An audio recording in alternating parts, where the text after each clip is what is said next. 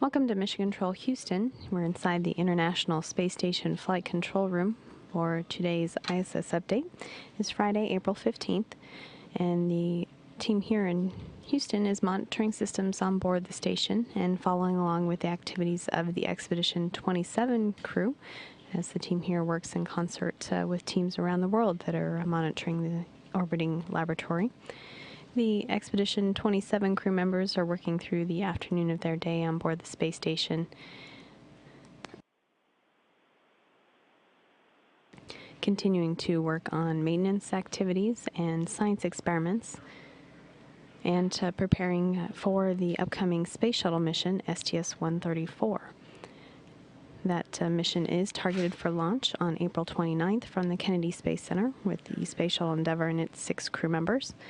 On Tuesday, NASA managers will be reviewing the preparations for that mission and are expected to set an official launch date and hold a news conference following that flight readiness review.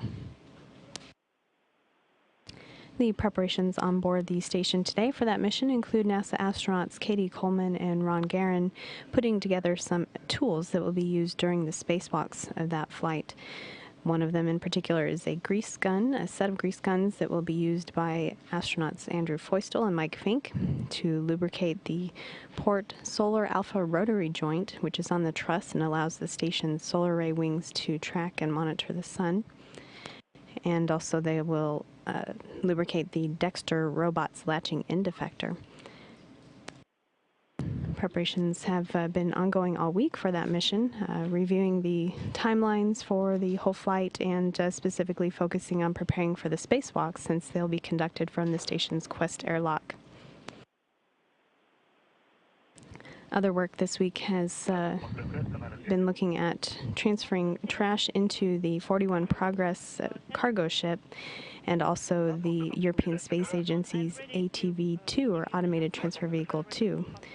Both of those will be departing the station shortly, so are being packed up with equipment that is no longer needed, so it will burn up in the Earth's atmosphere.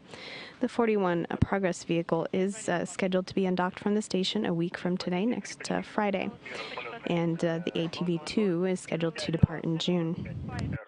145R. Copy.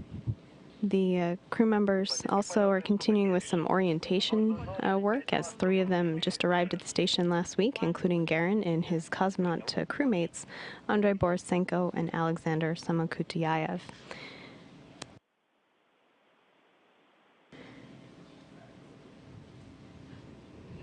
The crew members are wrapping up a week of work that also included an off-duty day on Tuesday, but included commemorative activities for the 50th anniversary of human spaceflight and the 30th anniversary of the first space shuttle mission. That included a call from the Russian President Medvedev and other conversations with the crew to commemorate those events. The crew members worked on several science experiments this week and performed maintenance on one of the exercise machines. The Advanced Resistive Exercise Device was some parts in that were changed out and brought back online for the astronauts to use to simulate weightlifting in space and stay in good shape. Some of the crew members are participating in experiments that involved taking samples for human research, which is focusing on nutrition. One of them being a comprehensive in-flight study to understand changes in human physiology during long-duration spaceflight, and another looking at the diet of an astronaut and how that may be changed to affect and lessen bone loss of astronauts.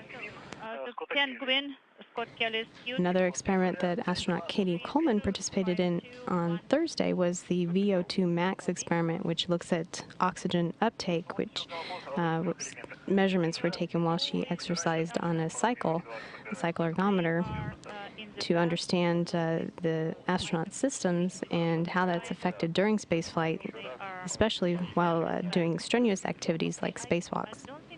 Give you an answer today about these items. Well, at least before the hatch closure. Of course, we will try to do this before the hatch closure.